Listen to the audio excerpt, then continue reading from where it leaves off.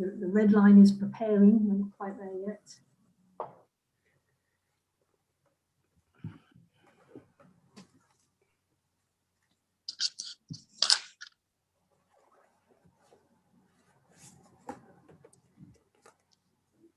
Red line is preparing. Okay. We are now live. Good morning, everybody. Welcome along to the meeting of the Joint Waste Collection Services Committee. The meeting is being recorded and also broadcast live.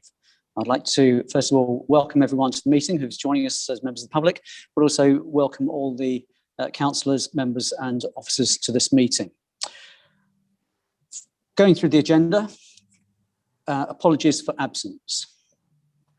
I've not had any for this meeting. We're just waiting for Councillor Marshall of Elmbridge, but I'm sure she'll be along in a minute or two. Do you wish to proceed or should we give her 45 seconds? Oh, she's here. That's fine. There we go.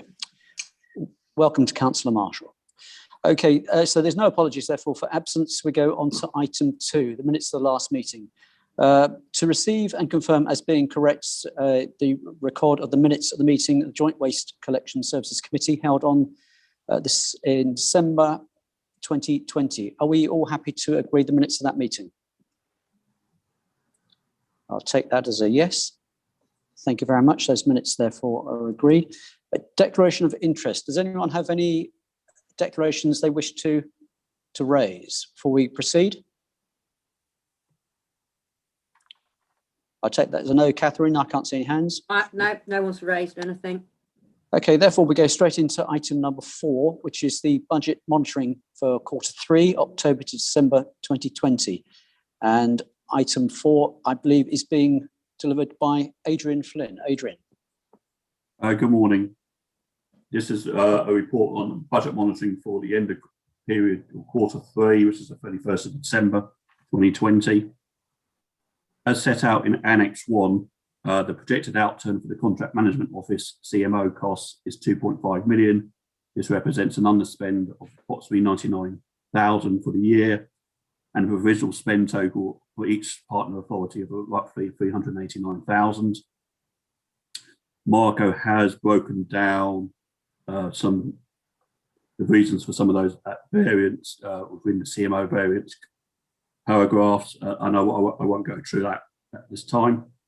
On the contract side, the variable charges paid to Amy has been heavily impacted by COVID-19 and is projected to there's an overspend of 842,000.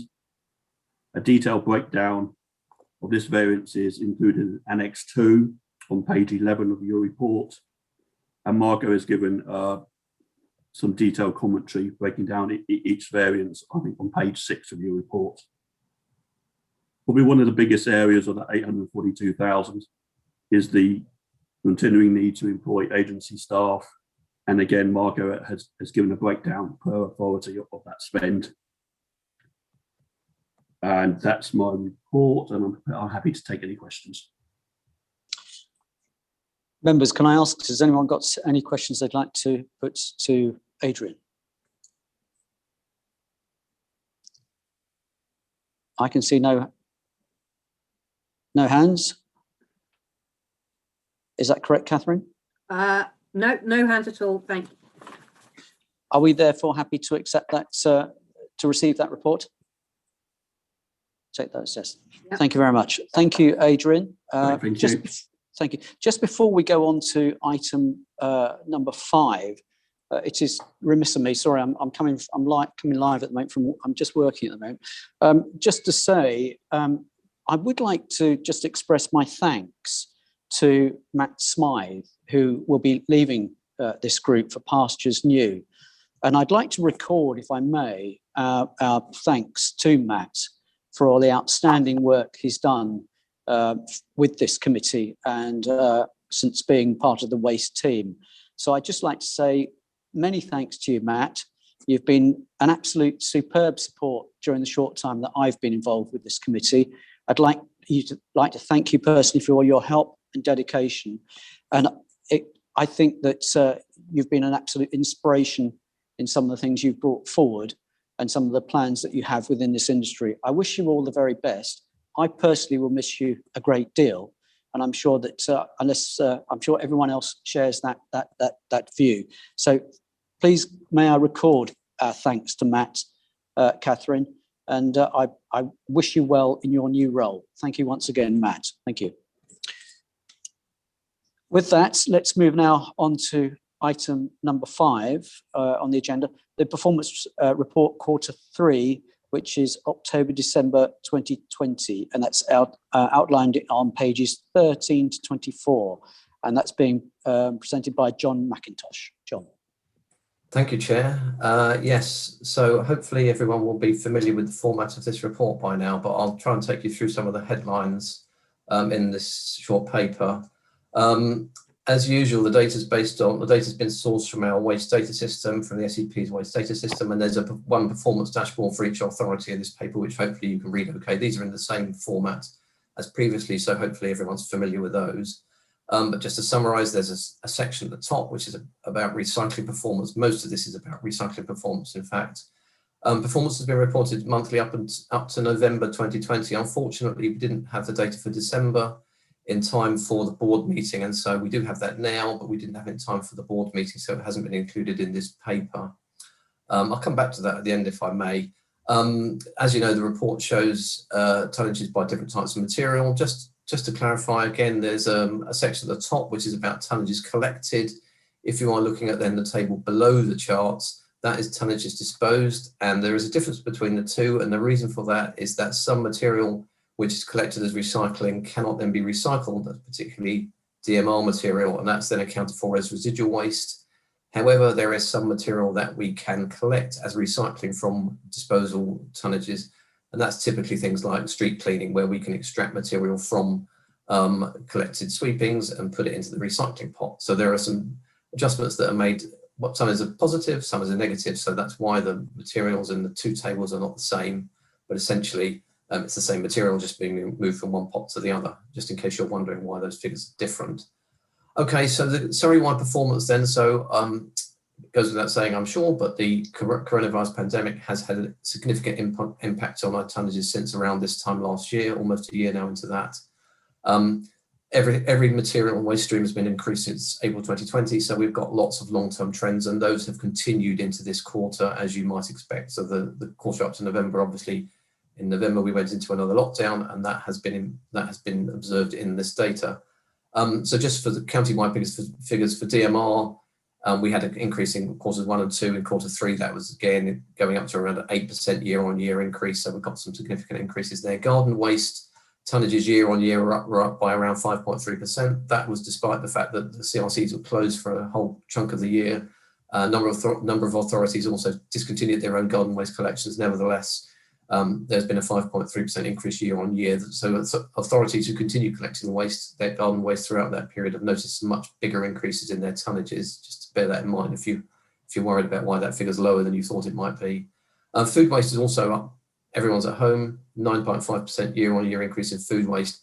Unfortunately, as you might expect, residual household waste has also increased significantly over the period, around about 12% increase year-on-year in residual waste. So everything's gone up. Something suggests that the impact of that on recycling rates is that it means they haven't changed a great deal, because we've collected a lot more recycling, which is good, but we've also collected a lot more residual waste, so that the overall impact on recycling rates has been fairly minimal. But some authorities have seen differences to that, and I'll talk about that shortly. For the joint contract authorities, general trends are that the coronavirus pandemic's been largely, the impact of that pandemic's been largely in line with what we've seen across the county as a whole for all the other authorities. Very high tonnages compared with the same period last year. One thing to mention about wee and textiles is that year-on-year comparisons of wee and textiles typically show large changes, but we have started collecting wee in the later quarters of the year, in quarter 2 and quarter 3, so the wee tonnages have gone up as a result of that. Textiles very difficult because spring banks have been full and the CRCs were closed for some time, so it's difficult for those two material streams to make any year-on-year comparisons, so be careful if you're looking at those figures. Fly tipping, mention this again, tonnages and incidents have been monitored as part of our weekly COVID planning, contingency planning exercise, but we've seen significant variations in those week on week. I know that people like to look at the fly tipping tonnages. It's very difficult to draw conclusions from those, and that's what I've been saying to officers. Just be careful with that because we get some big tonnages and then some small tonnages. Some authorities, not particularly joint contract authorities, I must say, Reigate and Banston, for example, and Spelthorne, have seen some reasonably chunky increases in their fly tipping tonnages, but very difficult to sort of pin down why those are. Fly tipping material is often co-collected with other waste streams, so it's very difficult to pin down the actual tonnages of fly tipping and what's really going on there.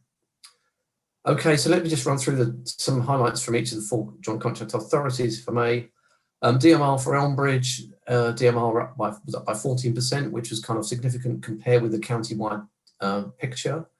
Garden waste is very similar to county-wide, to be honest, as was food waste and residual waste. For Elmbridge, the recycling rate, the trend is going up, which is good news. So despite the fact that we've got all this additional residual waste as well, the long-term trend on the recycling rate is upwards, which is good news, and we should keep an eye on that. Hopefully that will continue to go up. For Mole Valley, nothing outstanding on the tonnages, DMR, food, residual, all very much in line with what we saw across the county. Garden waste was higher, 12.7% increase in year-on-year in garden waste. But again, some authorities were seeing tonnages in excess of that. So it's pretty similar to what we were seeing across the county if you exclude those authorities who discontinued their services. One thing to mention for Mole Valley, if you're looking at it, the other recycling tonnages have gone up quite a lot in October, November. We get a big seasonal increase in other recycling because this includes this material that's recovered from street cleaning and sweepings. We call it the back allocation. Try not to worry too much about the terminology, but essentially it's material that's extracted for recycling from leaves and road sweepings. We did some additional streets in Mole Valley. I believe that there was additional streets covered by that street cleaning. So the material that's been recovered has been sort of slightly more significant for Mole Valley than it has for the other authorities. But it's not unexpected. We're going to keep an eye on that because it does look a bit high, but essentially it's material that's just been additional material we've been able to extract for recycling. So that's good news, but we must keep a check on it to make sure that it maintains that high level. For Surrey Heath, just a few headlines. DMR tonnage are up by around 11%, which is slightly higher than we were seeing across the county, so that's a good thing. Garden waste tonnage has got this significant year-on-year increase around about 30%. We have seen higher garden waste tonnage increases in Surrey Heath than we have in the other authorities. We're not 100% sure what the reason is for that. It's typically to do with the fact that we got more material coming through, but why that's slightly higher in Surrey Heath, we're not sure. But it does seem to be a pattern that we're again monitoring to see if that flattens out at some point. My expectation would be that would level off, I think. Residual waste is up by around 10% year on year, very similar. Also got a bigger increase in other recycling in Mole Valley. Again, some of this material will be additional material that we've been able to collect from the street cleaning. Why that's higher in Mole Valley as well as, why that's higher in Surrey Heath as well as Mole Valley. Again, it's difficult to pin it down, but there are more trees in, more sweepings in boroughs where there are more rural areas. So I suspect it's to do with that, but we'll keep an eye on it, as I say, much as we did with Mole Valley. It's not quite as high as it was for Mole Valley, but it's Surrey Heath, it's still reasonably high. And finally, Woking. So the picture's the same in Woking as we've seen in previous quarters. We've got a slight increase in DMR tonnage collected, 3% year on year, but it's smaller than it is elsewhere. And we're doing some investigations into that, so to see if we can establish why that is lower than it is elsewhere. We're still looking into that. Food waste, garden waste, and residual waste, all very similar. Garden waste up around 15%. Long-term trend for Woking is an increase in the recycling rate, again, as was for Elmbridge. So that's good news as well for Woking, and we'll hopefully continue to see that going up. Finally, the section at the bottom of those dashboards is the joint strategy performance. We keep this in there for information because those are the information, that's the figures that DEFRA will quote. Those are the figures that are in the public domain from their waste data flow returns that all the authorities do for DEFRA. Just to mention at the end, just one of the things I just wanted to highlight again about the data supply. We do try and get this data in time from Suez for this report. Unfortunately, as I said at the beginning, we've only got November data in this report, which isn't ideal. We are hoping that in the next report, the meetings timetable is slightly later. So I do hope that we can get the Q4 March data in time for that report. But as always, we're reliant on that information coming through from Suez. So all I can say is we will do our best to get that in the report for both the board and the committee. But we are reliant on that data supply chain, and we have to push for that information. And I really would like to see that coming through more regularly and without us having to press for it. And we are talking to Suez about that. I think that's all I need to say. Thank you there very any much, questions? John, for that report. I have to say I was especially interested from my own borough at Surrey Heath to see the increase in the figures that you're reporting. Members, are there any questions you'd like to ask John? It's a quiet day here, you know, isn't it? Hey. Right, I can't see anyone. Catherine, can you correct me? I can't see anyone, no, at the moment. Okay, Bear with me. just No, in that's case, fine. thank you. John, just for one thing, just in case we have any members of the public that are joining us today, can you just cover off terms like DMR? I might know what that means, but... Yeah, sure. So apologies for that. So DMR is dry mix recycling. So this is what people would typically put in their dry recycling bins. So it's cans, glass, plastics, and paper and card. Thank you very much. Thank you. Okay, Thank you, members, are we happy therefore to receive the reports as stated? I take that as a yes. Thank you very much. Thank you, John. Moving along to item number 6 on the agenda, the Joint Waste Contract Work Programme 2021, as outlined on pages 25 to 26 of your report. And this is being presented today by Joe and Pat. So, ladies, who's first? I'll give a brief summary of the paper, and then obviously Pat and I can answer any questions or clarify any details as needed at the end. Thank you. So the paper sets out the process that we've been undertaking to develop our strategic plan for the next 3 years. This has included identifying 3 main focus areas and then the objectives that will enable us to deliver these. The work programme for both the county-wide work for the SEP and the joint contract area will form part of this overall plan. The SEP work programme was shared for discussion at the recent SEP members meeting, so you'll have received the details of that with those papers, and this is our opportunity to present the programme specifically for the joint contract area for your feedback. The paper sets out the 7 objectives that we've proposed to ensure that we are delivering high quality services in the joint contract area, and Appendix 1 provides the activities that we've identified to deliver on those. The tables that are within Appendix 1 give a description of each of the activities, as well as an indication of how we will be measuring the success of those. I wasn't intending to go through all those in detail. Hopefully we can answer any questions you might have on that later though. The activities cover work that will be delivered in the joint contract area by all parts of the JWS team. So that's not just the operations team, but the communications and engagement projects and data teams too.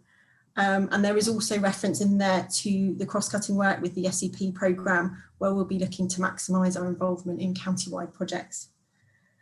The purpose of the paper today was obviously to set out the programme of activity that we intend to undertake next year, and ask members for feedback on both the objectives and the planned activities, so that we can take that feedback on board and hopefully receive approval to undertake that work in the coming year.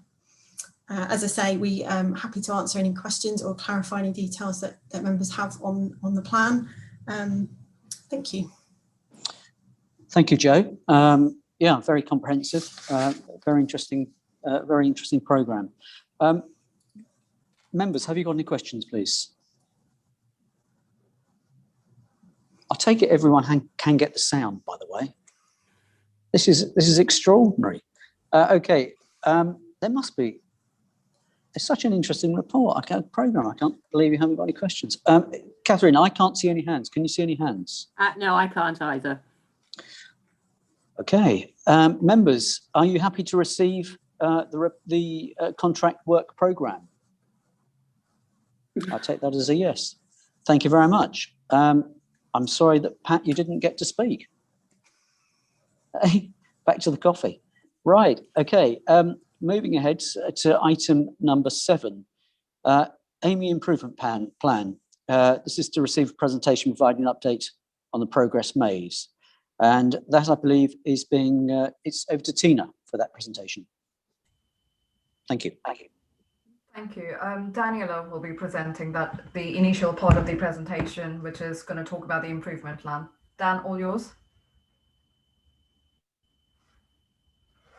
Okay, good morning, everyone. I don't know if someone can confirm whether you can see the slides or not. Yeah, we can. Yes. Yes, thank you. Fabulous. Okie doke. So this first slide is an overview of the improvement plan that Amy committed to in the previous year. I believe we've been through it previously in our meetings before, so I'll skip over that and just give an update on where we are at. So these are the improvements delivered in 2020-2021. So a 75% improvement on closed call reporting and resolutions, leading to improvements on employee injury rates. We have successfully delivered all services during COVID-19, improved partnership relationship, Mole Valley Round optimization. We've put in a process and agreed quality of service reporting. We've made improvements to garden waste management systems and also improvements to the web forms that are used. The overall utilisation of the in-cab devices across the contract is vastly improved and monitored on an ongoing basis. In terms of customer complaints, there's been an 18% year-on-year improvement against a target of 2%. The KPI performance has shown improvements of 47% year-on-year. And in the past year, 11 out of the 12 LAD surveys resulted in 0 penalty, so that's your street cleansing audits. We implemented dog bin and litter bin cleansing twice a year, and we have improved the street cleaning on high-speed roads across the contract. In terms of social value improvements, so successful partnership with Surrey Police Community Safety Team, providing employment opportunities on the contract, working with Inspiration Academy to provide STEM ambassadors and STEM activities within Surrey schools. That's being rolled out virtually at the minute, but the plan is for that to be taken into the school setting once coronavirus restrictions allow. Support to junior citizens events across the borough. Successful partnership with Buildforce and SAFA, providing employment opportunities and work placements for ex-military personnel across the contract. Successful partnership with Dorking Refugee Support Unit.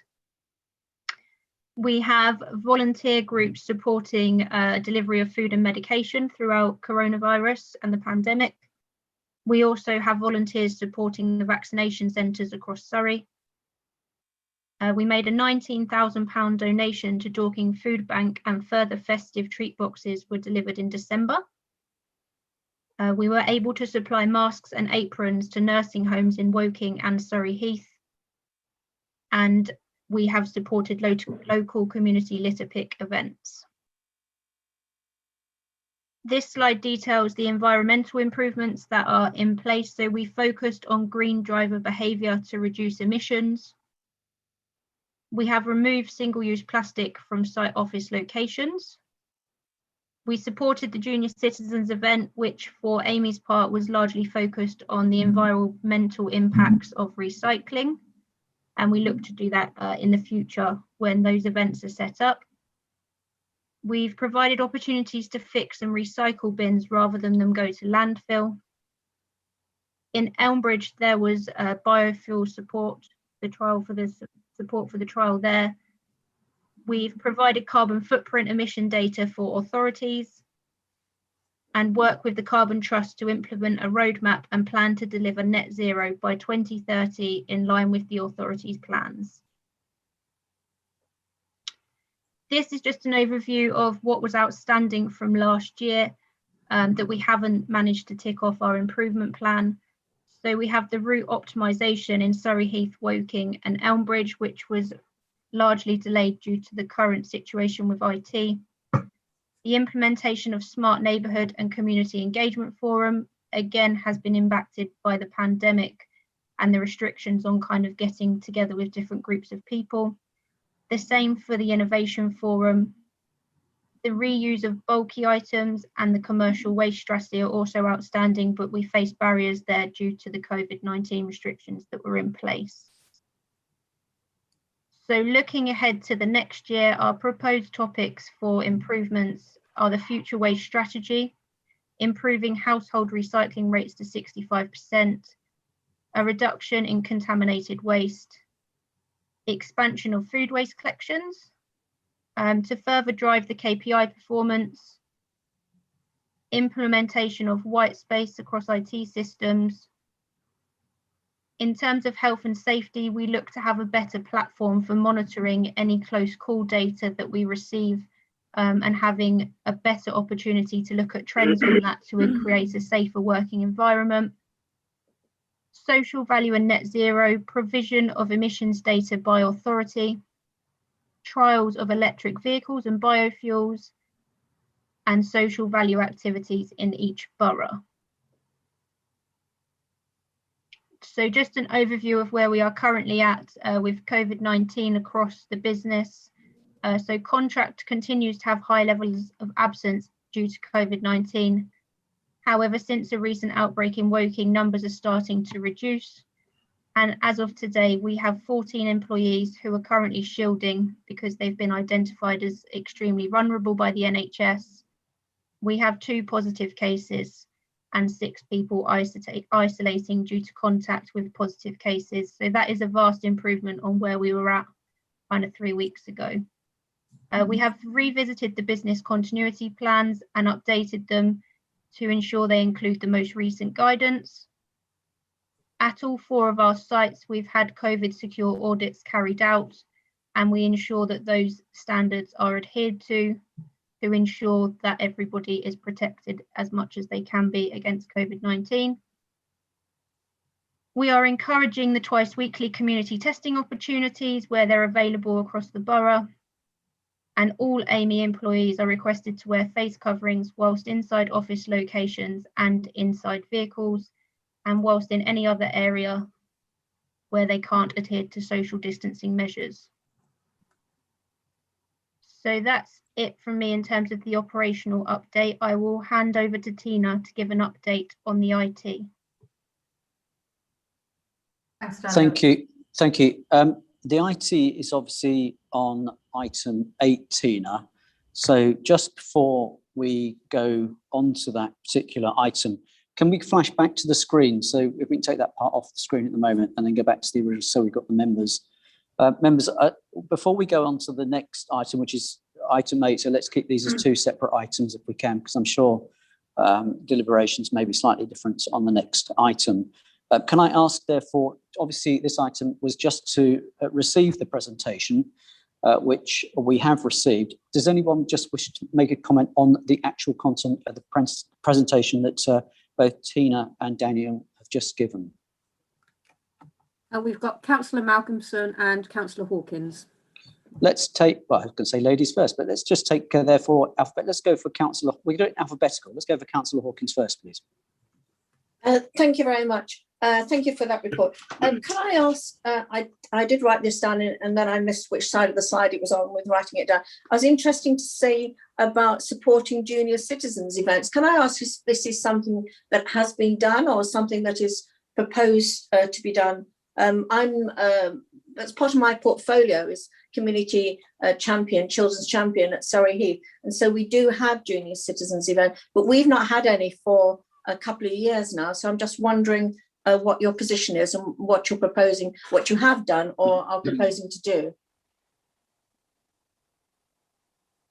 Yes, so last year we supported the junior citizens event at, I think it was Sandown Racecourse, and we supported there for 2 weeks and had a recycling session with approximately 130 schools coming in. We were then contacted after that event to sign up to a further event that was going to be at Sandown again, I believe, and that was due to take place in March this year, but was postponed due to the COVID pandemic. So if you have opportunities within Surrey Heath, we are very much keen to get involved in those ones as well. I think the contact was over in Elmbridge for the ones that we are currently supporting, but we are happy to further support and get involved if you would like us to. Yes, please. As the ones in Surrey Heath were actually postponed due to COVID. We were not able to have anything like that, but I wasn't aware that you did support these events. If you could let me know, what you're able to do, if you want to message me directly or through David, then that would be great. Thank you. No problems. Thank you, Councillor Hawkins, and thank you, Daniel, for the reply. Councillor Claire Malcolmson. Thank you, Chair. I've got a couple of questions. I'd like you to elaborate on. Thank you for the report, by the way. Could you just give us a little more detail about what you do with the green driver behaviour? So I've got 3 questions, so I'll tell you them first. How did the biofuel trial go? And how are you going to develop that? You say you're going to be, I'm very interested to hear about that. And how are you going to try and improve household recycling up to 65%? That sounds quite a difficult target with all the things changing, etc. So that's 3 questions. Thank you. Thank you. Okay, so if I go to the first question of the green driver behaviour, all of our vehicles are fitted with a tracking device that monitors the performance of that vehicle throughout the journey on the day. And we are able to access reports that will detail harsh braking, fast acceleration, and any speeding that may be occurring out on the route. So our compliance officers will receive reports of those daily. It's an automated report that they get, and they will then share that with each of the 4 boroughs and the management teams within those boroughs to have conversations with the drivers of the vehicles. We've seen a great reduction in that since we started rolling that out. We've been doing that for a year now, and I believe that we've increased from a 92% green driver score to a 97%. So it's quite a good improvement, and we tend to find the most of the issues we have now are with new entrants into the business rather than employees that have been with us a long time. So it's just about continuing the standard that we do expect. And then moving on to the biofuel trial, I believe that the biofuel tank was actually installed at the Elmbridge depot, and it was the other companies or contractors that were using that biofuel at this stage. So I don't have information on how that trial went. It was just that Elmbridge was used as the site for the fuel to be installed at. But moving forward, we would like to get involved in that trial and trial that out with our vehicles, whether that be our company vans or the fleet that actually are out collecting refuse, etc. And then the third question, I haven't written it down, so if you could just remind me. It was about recycling. How are you going to get it up to 65%? Okay, so most recently we've done quite a lot of work with JWS in Surrey Heath and in Woking regarding recycling at communal sites, so where there are blocks of flats that have the larger recycling bins. We're doing one-on-one training with individual crews jointly with JWS to educate the crews on recycling, and that's having a really positive effect on what they are picking up and the recycling rates within those specific properties. So they're working on the high impacting areas where we would usually have contaminated recycling that we couldn't put through as recycling tonnage. And the plan is to then roll that out further across other crews where perhaps we don't have significant issues that are being brought to our attention, but we believe it will help drive the recycling rate. Can I just ask a question about that? This is something that has been ongoing with flats, etc. Are you seeing an improvement from the work you're doing? Because it has been quite a hard thing to get people to get involved in and not contaminate those bins. Yes, I believe with the support of where we have managing agents at certain blocks of flats, with the support of them and kind of regular interaction with the residents that are living at these properties, we have seen there's been probably 3 sites in Surrey Heath which we have given a lot of focus to, which have improved greatly. And the crews are kind of visiting there weekly jointly with some of the JWS officers to monitor that. So the feedback has been very positive on that. Thank you. Thank you very much indeed for the questions. Indeed, thank you for the replies. Mary, I think Ray had his hand up before you. So if you don't mind if Ray goes first. Thank you. This feels slightly wrong going in front of the councillor, but I don't usually get a chance, David, so I'll make the most of it. Just 3 quick things. On the biofuel, just so you're aware, we struck a deal with a company to do biofuel in all our community transport. But like everybody else, we did it about 3 days before COVID. So we haven't really had the chance to analyse it, but more than happy to share that. We did install it at the depot, so we did have talks with Amy at the time, and Amy, I know, were keen, but we just haven't had the chance to exploit that, if that's the right term at the moment. But once we get some results back, happy to share that with people. Thank you for that clarification. Just 2 things. One was a thank you, really. Just wanted to take the opportunity to thank all of the crews at Amy for all the work done during COVID. because we've had incredibly high customer satisfaction levels considering all of the issues. And I think honest surprise from our customers that you've managed to keep the service running so well. I know you've given me a tidy bill. We discussed that earlier, but nevertheless, I think it's done a really good piece of work. So thank you. Just on my only question is for you to take away. It's not really for answering really. On your forward improvement plan, I'm a bit disappointed not to see more of an emphasis on cutting costs and efficiencies, because there's quite a lot on the social stuff and all that, and I agree with that. But with all the discussions we've got going on in the background and the pressures on finance generally, I would have hoped to have seen a lot more on I mean, my feeling is at the moment the contracts are running as 4 different contracts, and I'd like to see a lot more work done on how do we actually exploit the fact that we've got a single contract. How do we route optimize across the borough and boundaries rather than just within the individual boundaries or around the depots? So I'd just like to see a bit more of an emphasis on cost cutting. Okay, we'll note those comments. Thank you very much indeed, Ray, for that. And I certainly also endorse the fact that, well done to the crews for maintaining the services over what is really, at the end of the day, it's been the last year. It's been phenomenal, and you've only got to go to other parts of the UK, and it's a very, very different picture, as I found out the other week in Wales. Mary, sorry to hold back on you. Please go ahead. Thank you, Chairman. That's absolutely fine. I have to concur with everything Ray said, so a big thank you to the staff and crews. I'd like to ask about electric vehicles. You say you're looking at biofuel and electric vehicles. What's out on the market, and is it financially viable? Just interested, as just to be aware. Marshall, so essentially, obviously, it seems like a very big task in terms of having a 26-ton vehicle that is running on electric, but we would look to roll that out amongst our fleet of vehicles that are perhaps used by street cleansing crews and our supervisory team that use smaller vehicles. So that would be our first point to start looking at. And I believe Elmbridge have already done a trial with a smaller van that they have been using, which is electric at the minute. And we'll be receiving feedback on that in order to discuss whether we can roll that out in the near future. And then there are ongoing with the biofuel for the larger vehicles, in terms of the waste collection vehicles, talks will be happening around whether it's possible to utilise biofuel for those. Could I just ask, is there a cost to change? Does that affect the engine, the biofuel? It's not diesel, it's, does it mean you have to change components within the vehicle? I'm not 100% sure on the answer to that one, but happy to take it away. And then when we meet again, I'll have an update for you on that, with some figures around what cost may be if there are costs associated. Thank you. Thank you. Thank you very much, Danielle. Okay, members, so therefore we're happy now to... Councillor Mansfield, I believe Councillor Davis has his hand up. Oh, goodness me. All rushing at once. Right, please, go ahead, Councillor Davis. Sorry, my apologies. Thank you very much, Mr. Chairman.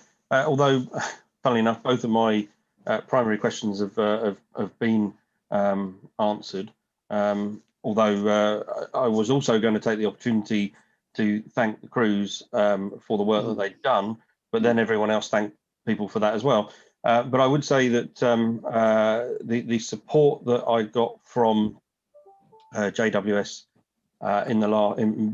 basically during February, where we had high rates of absences from the crews that were really struggling, and I know that it was a challenge, particularly for the agency staff that came in trying to catch up. It's I mean, everyone's up to speed with the COVID issues, but I think the last few weeks were particularly difficult, and the officers that are sort of here right now and the depot staff did I think the best they could, and the support they gave me in effectively apologising to people was most welcome. So, based on my previous questions already been answered, I might have some stuff for the IT section. So I'm comfortable as it stands at the moment. Thank you very much, Mr. Chairman. Thank you, Councillor Davis, and I think we also all endorse your comments about the crews. I think it's been quite magnificent. Okay, that therefore, members, was the item 7, so just get back to the agenda as to where we are on the flight deck. Item 7, that was the AMI improvement plan, and so therefore it's just to receive the presentation. So we now move on to, if everyone is happy, to item 8, which is also, I believe, going to be updated. So thank you to Danielle and Tina for the previous presentation. We're now going on to item 8, which is the AMI ICT update, and I believe that Tina, you're going to give us the update on the ICT. Yes, thank you, Councillor David. I'll apologise in advance. I'm having major Wi-Fi problems this week, so if I drop off, I'll just rejoin as quickly as possible.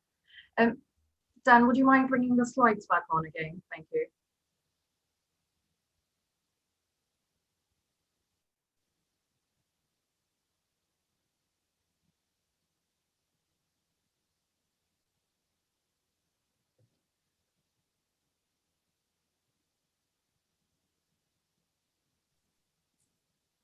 Can everyone see the slide?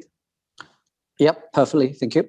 Great, thanks. Yes, So as you are aware, AMI was subject to a very extremely sophisticated cyber attack just before Christmas. And our immediate response at the time was to shut down all the IT systems and the packages that were being used by the employees nationwide.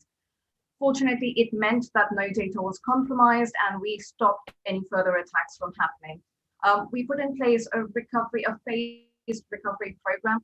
And as you can imagine, the recovery program was quite challenging, cumbersome, and unfortunately still ongoing. Having said that, we have been working together with JWS since December to ensure that all services across the contract are being offered, including the online reporting using the web forms. All the services have been running since mid-January. Our contact center Matchworks, they have enabled residents to report and request services that they would not normally do.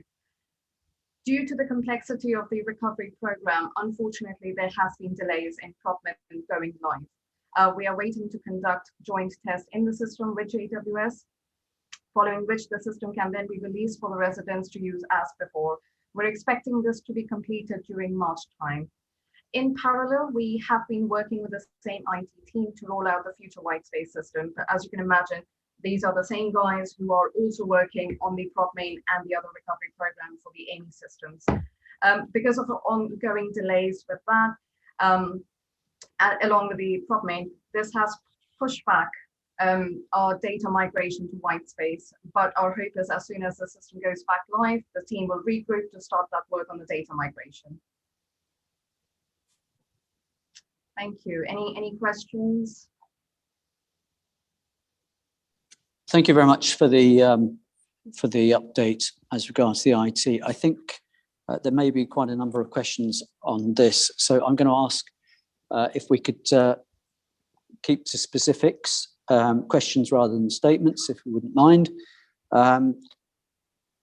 Hands, who would like to go first?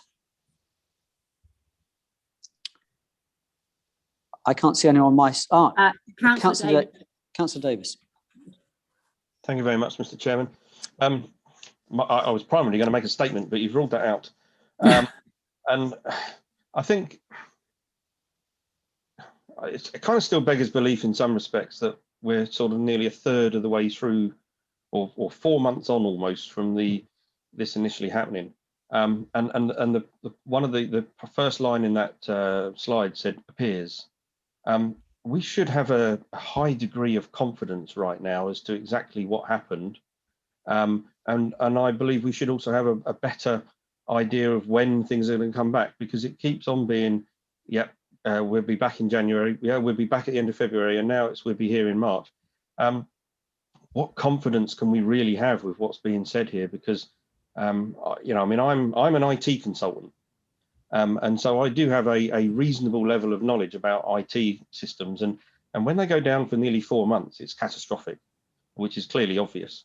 And I'm sort of, and I think others may agree, losing confidence rapidly. Well, I've lost confidence months ago that this was something that AMI could deal with, but when am I going to get that confidence back that this is going to come back, and that absolutely, definitely, no data was compromised from the boroughs listed here, knowing that this was a national issue. Thank you, Councillor. I totally understand the frustration that everybody has on this contract. It's something that we've gone through internally as well. As you can appreciate, this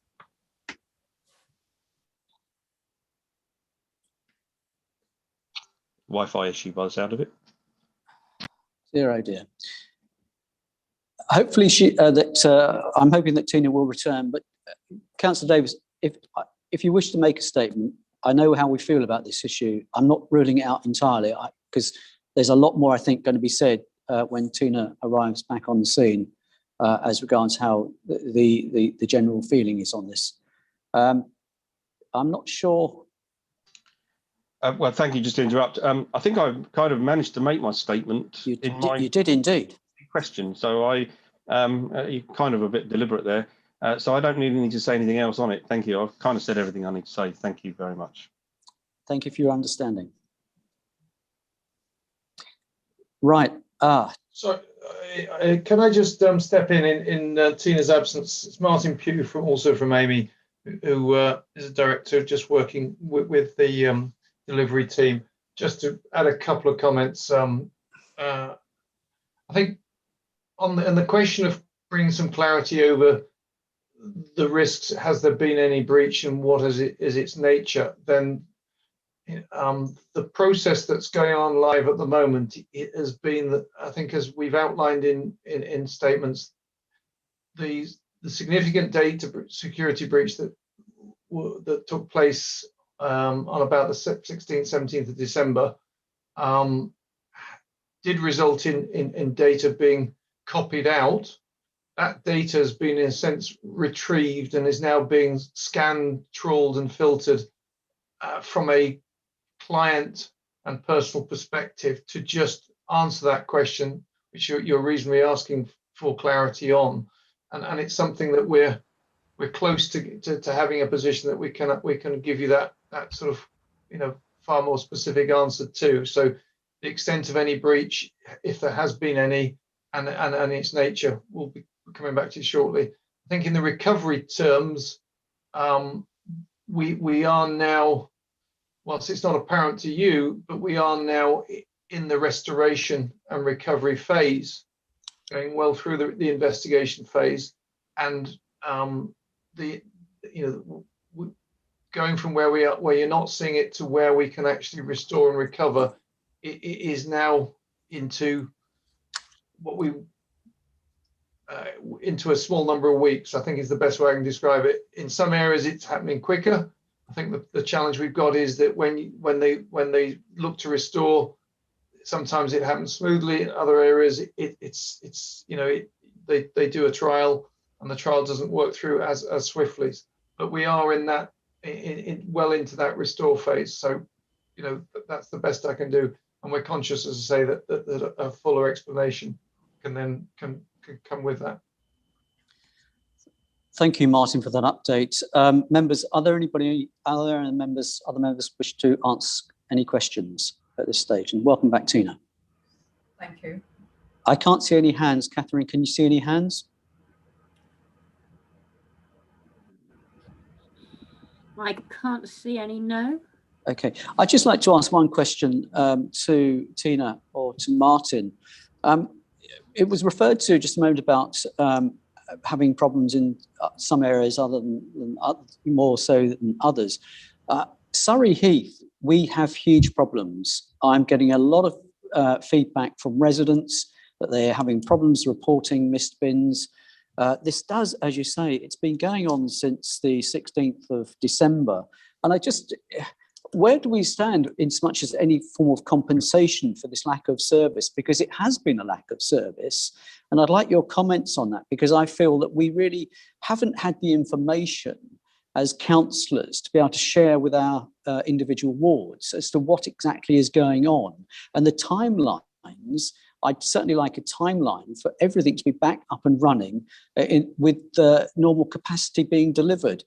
During the presentation a moment ago, there was a line that was, and I quote, all services were delivered during COVID-19. Well, quite honest, they weren't in Surrey Heath, and my residents feel extremely let down by that. So there's 2 points. One point is there any form of compensation for this loss of service? And can we have a specific date of total, back to normal, as it were, of the system and the services? And I feel that we should, in fact, put that in writing to request that information. Thank you very much. If I could have a reply.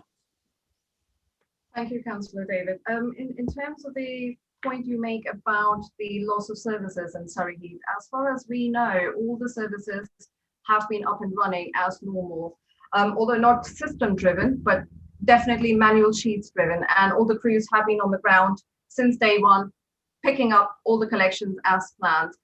In terms of gathering the data for any sort of performance deductions or compensation, we have been recording all the missed bins, anything that's reported through our contact center on manual sheets that is shared between JWS and the local teams. We are now going through the process of collating all these sheets together. Initially, we had hoped that the recovery plan would mean that the prop main, our internal system, would be back up running by early February. So we were hoping to give everybody on this call a full month of the performance deductions and the compensation data. Afraid we are a little bit behind on that, but the hope is that by end of March, once all the systems are back up, we'll be able to prepare this information and submit it to everybody for approval. Thank you for the reply, but I'm sorry, we have to beg to disagree on the point of I have residents who have been unable to report bins being picked up because the web system has not been available. And that is the point. I'm not criticising that your teams have not been out collecting the waste. However, it's a situation where there are inevitably going to be missed bins for one reason or another. And since the 16th of December, I can give you a catalogue of areas that have had this problem. And the most frustrating thing is that it's the lack of ability to actually report this on the website that is, primarily run by your team.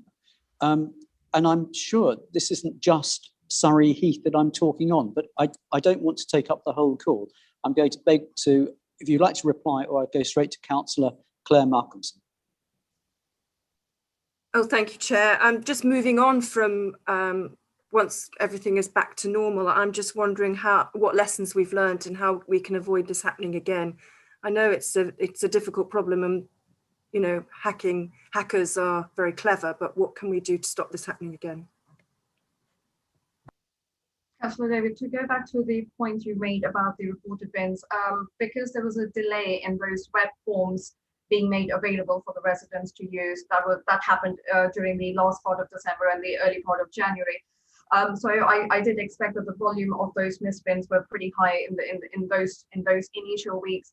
But from what I've been told and what my understanding is, that since then the usage of those forms have significantly improved. The manning at the contact center has significantly increased to be able to take any sort of volume of calls. But I'm happy to look into the data for the last few weeks in a bit more closer detail and come back to you with replies. Councillor Claire, to answer your question, I'm not a technical expert at all. This has happened to the whole Amy, which you can imagine has been on a very large scale.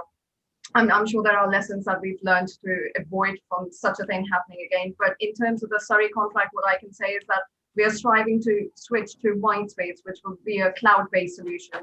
So hopefully that just means that we shouldn't have such problems going forward.